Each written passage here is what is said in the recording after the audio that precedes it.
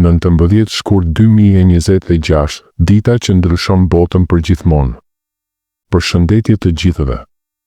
Mirë se erdhet në këtë video të veçantë, ku do të zhytemi thellë në një ngjarje astrologjike që po vjen si një studhje e madhe transformuese. Sot do të flasim për atë rreshtim të rrallë që ndodh më 19 shkurt të mërkurën dhe si mund ta shfrytëzojmë atë për të ndryshuar jetën tonë. Kjo nuk është vetëm një bisedë e thjeshtë, do ta zbërthejmë secilën pikë në mënyrë fantastike, duke endur histori imagjinare, metafora të gjalla dhe reflektime të thella, për ta bërë këtë udhëtim të paharrueshëm. Para se të ndiqni këtë video, mos harroni të pëlqeni faqen tonë dhe të shpërndani videot miqve tuaj, është shumë e rëndësishme për ne për mirëmbajtjen dhe rritjen e faqes sone. Le të fillojmë hap pas hapi, duke zgjeruar çdo pikë si një lule që çel në agim. Pika e parë, ngjarja astrologjike. Imagjinoni sikur universi është një orkestër gjigante, ku planetet janë muzikanët që luajnë simfoninë e fatit tonë.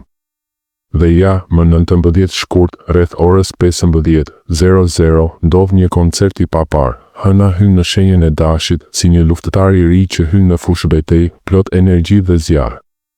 Kjo nuk është vetëm një lëvizje e thjeshtë, është si një derë që hapet në një dimension të ri. Hëna, ajo zonjë e natyrave tona emocionale, braktis ujërat e qeta të peshqve dhe zhytet në flakën e dashit, duke na bërë të ndjejmë një vrull të papritur, si një erë e fortë që fryn në velat e anijes sonë jetësore. Por pritni, kjo nuk është e gjitha. Në të njëjtën kohë, Saturni dhe Neptuni bashkohen në pikën e dashit në 0 gradë të kësaj shenje.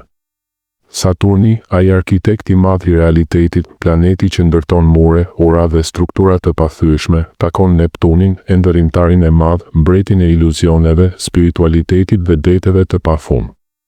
Është si një takim mes një inxhinieri të rrept dhe një poeti të çmendur bashk, ata krijojnë një alkimi magjike. Saturni sjell disiplinë dhe realitet, ndërsa Neptuni shtyn ëndrat dhe frymëzimin. Ky rreshtim nuk është i zakonshëm, është si një qelës që hap një arkivol të lashtë, duke liruar energji që kanë qenë të burgosura për dekada. Dhe pse është kaq historik? Sepse ky bashkim i Saturnit dhe Neptunit në pikën e dashit ndodh për herë të parë që nga viti 1989. Kujtoni atë vit? Është viti kur muri i Berlinit ra, si një perandori që shembet në një natë. Ndryshime rrënjësore ndodhen atëherë, Bashkimi Sovjetik filloi të shpërbëhej, bota u transformua nga një polarizim i ftohtë në një erë të re globalizimi. Tani, imagjinoni sikur historia përsëritet, por në një shkallë më të madhe. Ky rreshtim paralajmëron ndryshime të thella në strukturën e botës, ndoshta fundi i disa sistemeve të vjetra politike, revolucion në teknologji ose një zgjim kolektiv shpirtëror. Në nivel personal, është si një thirrje për të ristrukturuar jetën tonë. Ndoshta një karrierë e re, një marrëdhënie që lind nga hiri, ose një zgjim i brendshëm që na bën të shohim botën me sy të rinj. Le ta imagjinojmë në mënyrë fantastike. Supozoni se Saturni është një kështjellë e lashtë, e ndërtuar me gur të pathyeshëm, ku brenda fshihen sekretet e realitetit. Neptuni është një det i stuhishëm, plot me sirenat e ëndrave dhe monstrat e iluzioneve. Kur ata bashkohen në pikën e dashit, është si një tsunami që godet kështjellën, duke e shndërruar atë në një ishull lundrues ku realiteti dhe ëndra vallëzojnë bashkë. Ju, si spektator, ndiheni si një aventurier që hyn në këtë ishull, mund të gjeni thesar, por edhe të humbni në mjegull. Ky është momenti kur bota jonë e jashtme dhe e brendshme rreshtohen, duke krijuar një portë kohore që na lejon të hedhim hapa drejt një të ardhmeje të re. Mos mendoni se është vetëm spekulim, astrologjia e lashtë na tregon se këto rreshtime kanë sjellë rënje perandorish dhe lindje civilizimesh. Në 1989, bota u çlirua nga zinxhiret e ftohtë. Tani, në 2026, ndoshta do të çlirohemi nga zinxhiret digjital apo emocional që na mbajnë të burgosur. Dhe si ndikon kjo në jetën tonë të përditshme? Hëna në dash sjell impulsivitet, guxim, por edhe rrezikun e veprimeve të nxituara. Saturn Neptun na bën të pyesim, cilat ëndra duhet të bëjmë realitet? Cilat struktura të vjetra duhet të shembim?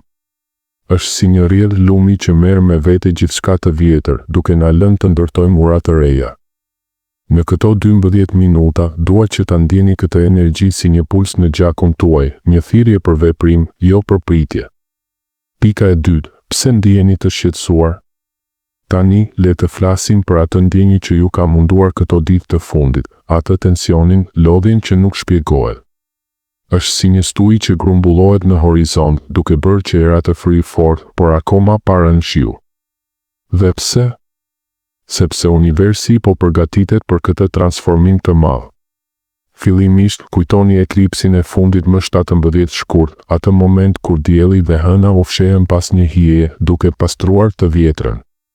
Eklipset janë si një fshes kozmike që fshin pluhurin e viteve, marrëdhënie të vjetra, zakone të dëmshme, mendime që na mbajnë prapa.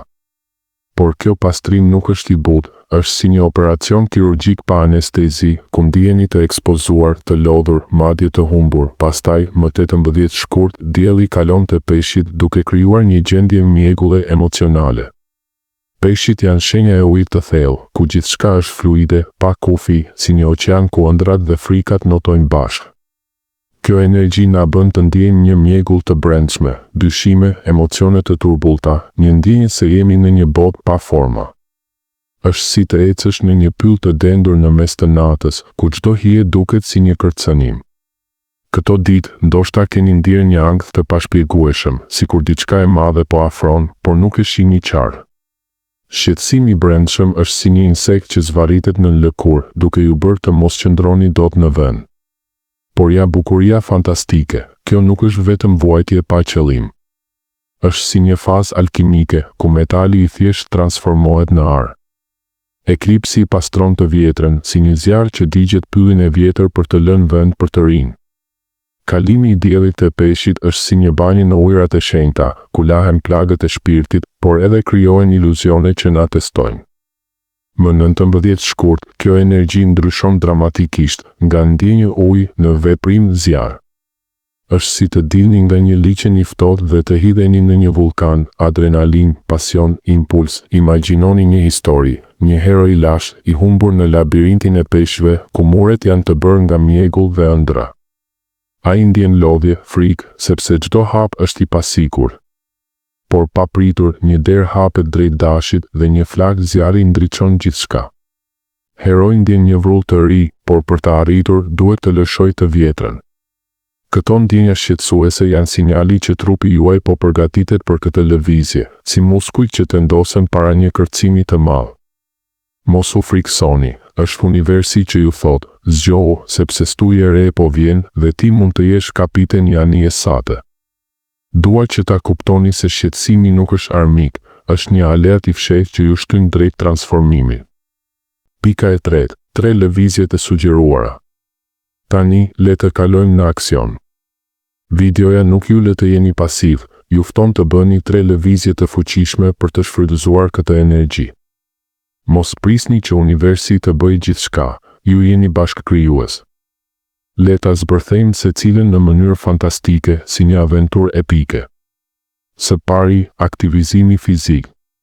Filloni ditën me diçka intensive që zgjon trupin, një dush i ftohtë, një sprint ose stërvitje e fortë. Pse? Sepse ky rreshtim sjell adrenalin si një lum i vrullshëm dhe nëse nuk e kanalizoni, mund t'ju çmend.